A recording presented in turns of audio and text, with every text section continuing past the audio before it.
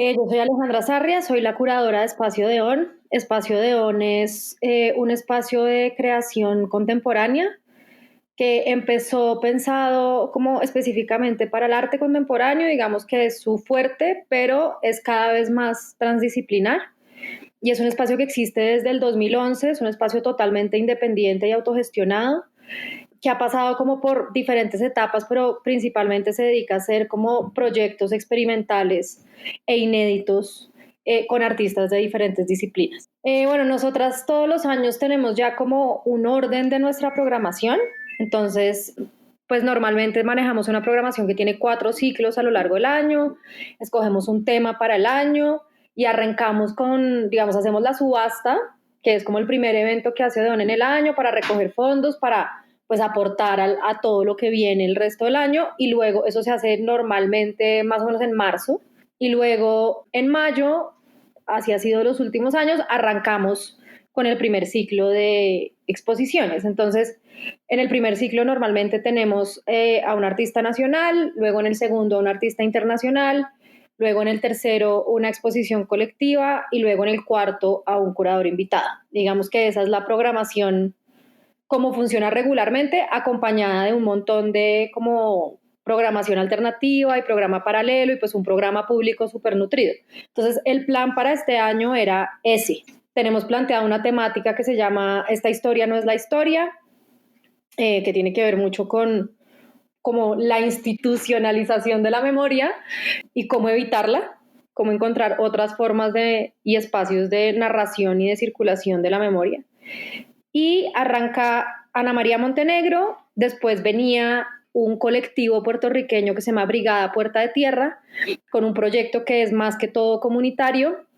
después una exposición colectiva como con esa temática de Esta historia no es la historia, intensivo, y un proyecto de Juliet Morales como artista emergente.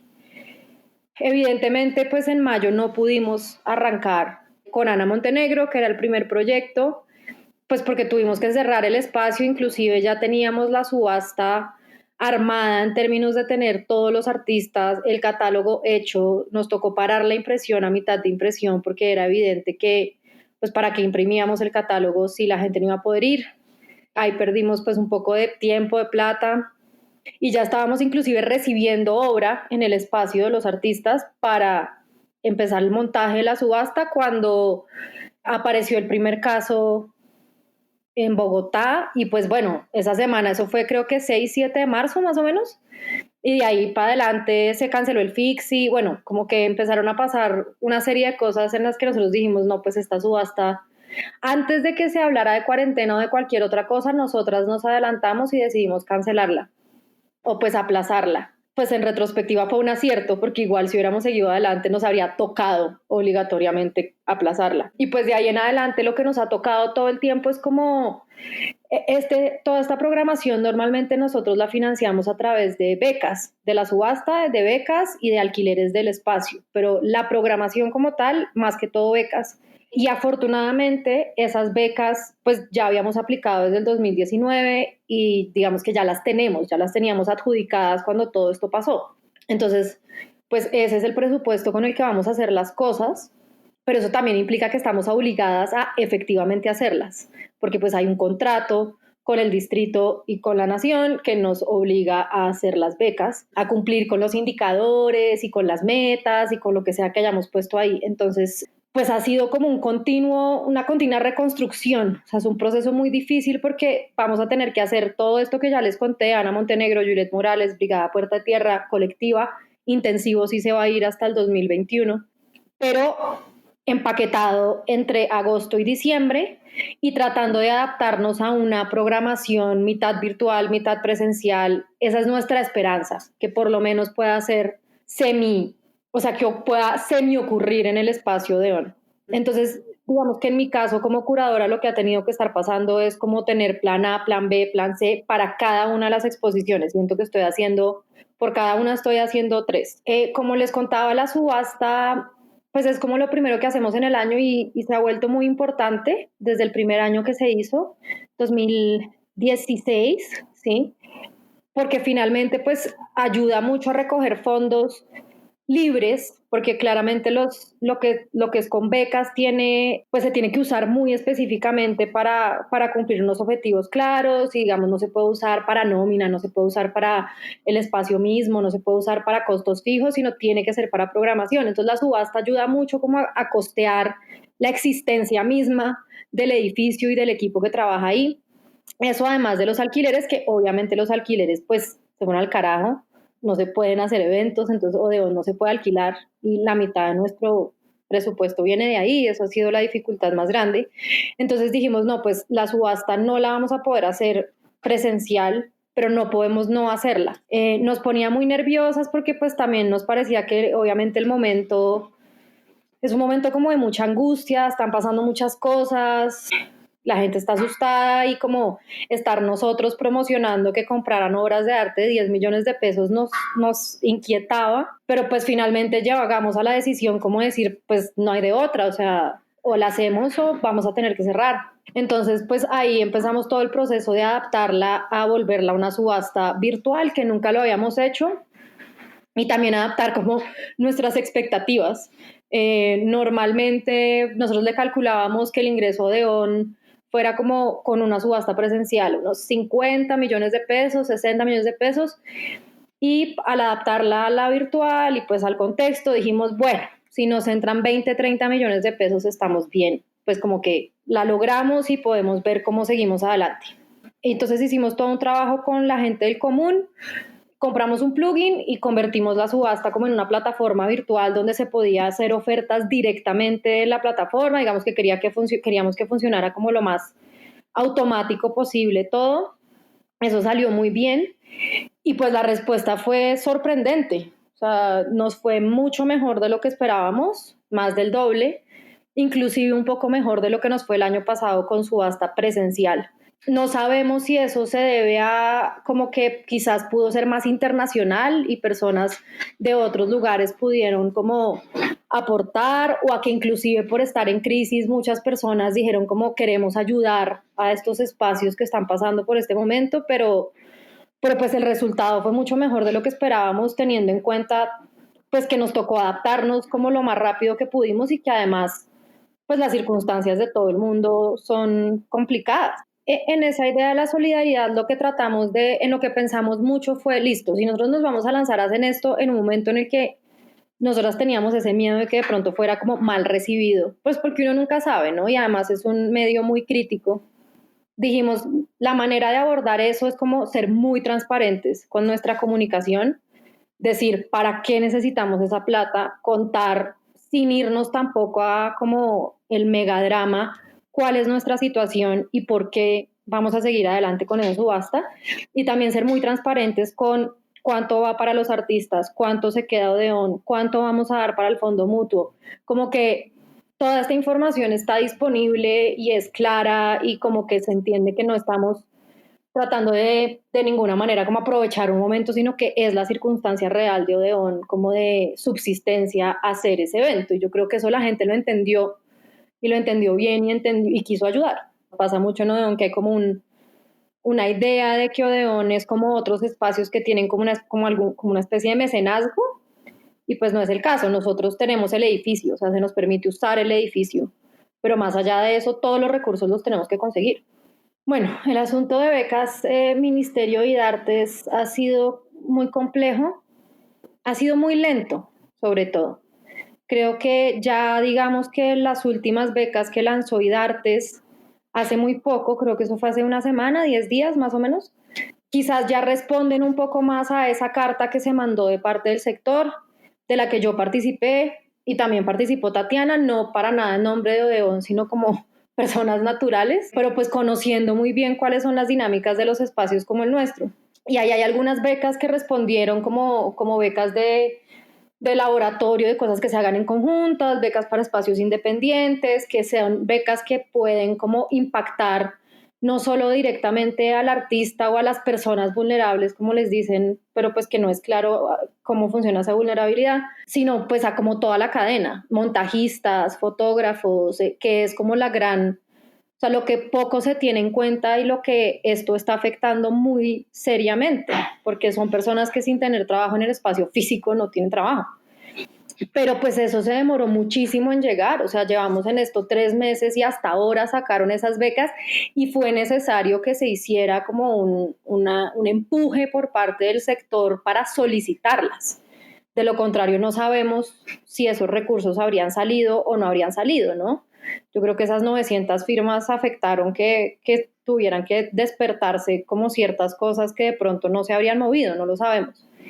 El ministerio sí creo que pues no ha cambiado realmente mucho, o sea, sigue insistiendo en que todos los recursos que aumenta y que mete y que aporta son para la economía naranja. Porque lo último que sacaron y el decreto que se sacó, pues que es para lo de la exención de impuestos y que eso puede terminar beneficiando a otros como cosas mucho más pequeñas e independientes, o esas por lo menos la pelea, que eso no se quede en básicamente Cine Colombia, porque también son empresas e industrias que no,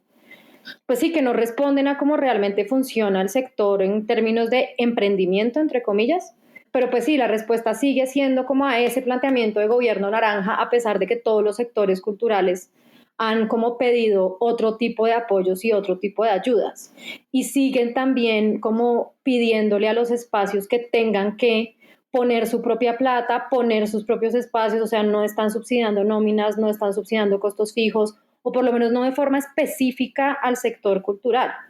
Por ejemplo, una cosa que peleamos mucho nosotras es que la concertación del ministerio y la de IDARTES se dieran porcentajes más altos al principio del contrato, o sea, como 90-10, 80-20, para no obligar a los espacios o a las instituciones a financiar que con qué plata los proyectos que igual nos va a tocar por obligación y por contrato hacer. Eso no se pudo. Tampoco se pudo que en concertación nacional se pudieran meter costos, no solamente de programación, sino costos fijos. O sea, como que siento que no terminan de atender a las verdaderas necesidades, sino que sigue la política de economía naranja, y nosotros estábamos enfocados en esto y en esto seguimos enfocados. Entonces, en nuestro caso, digamos que lo que tenemos son becas que ya venían del 2019, como existían en el 2019 antes de que pasara esto. No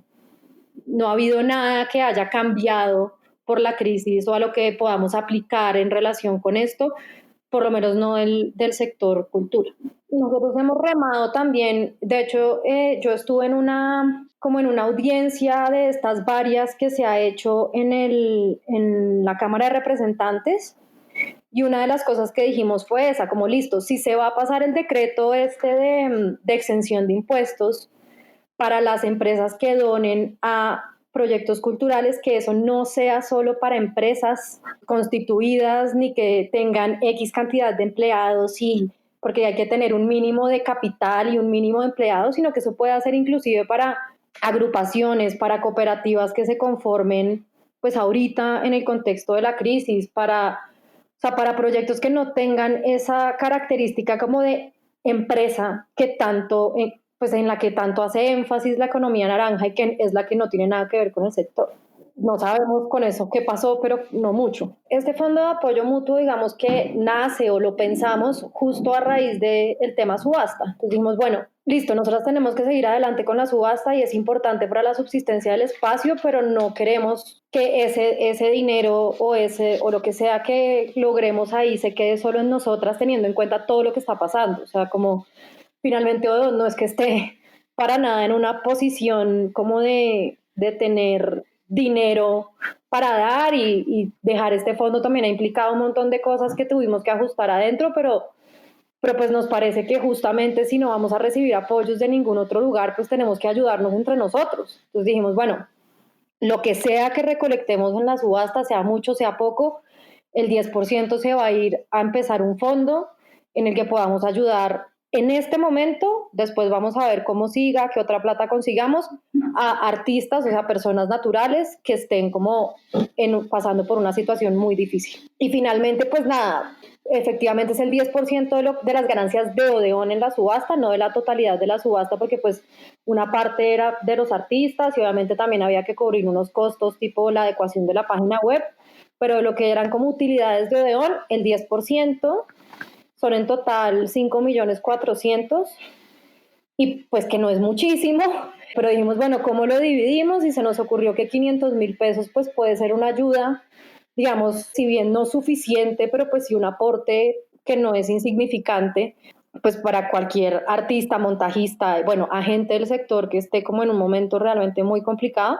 Y los otros 400 se van a donar, bueno, son 10 aportes de estos de 500.000 y los otros 400.000 pesos los vamos a donar a una de las organizaciones que quedan en el sector de la catedral, que es donde está Odeón, para mercados de personas también del sector. Y pues la idea es ver cómo en toda, digamos, campaña de recolección de fondos que haga Odeón, un porcentaje se está yendo siempre a este fondo, pues y que vaya creciendo y que vaya como aportando entre todos. Nuestra idea o lo que ojalá quisiéramos que pasara es que este fondo pudiera ser algo que termine saliendo de Odeón y que se convierta como en una especie de, pues eso, fondo de apoyo mutuo entre muchas organizaciones y muchas personas naturales que estemos como ayudándonos unos a otros para que lo que nos está pasando en este momento no nos vuelva a pasar, porque al estar como esperando esa respuesta o estar amparados por el Estado, pues al final no lo tenemos y nosotros mismos estamos muy desconectados. Entonces,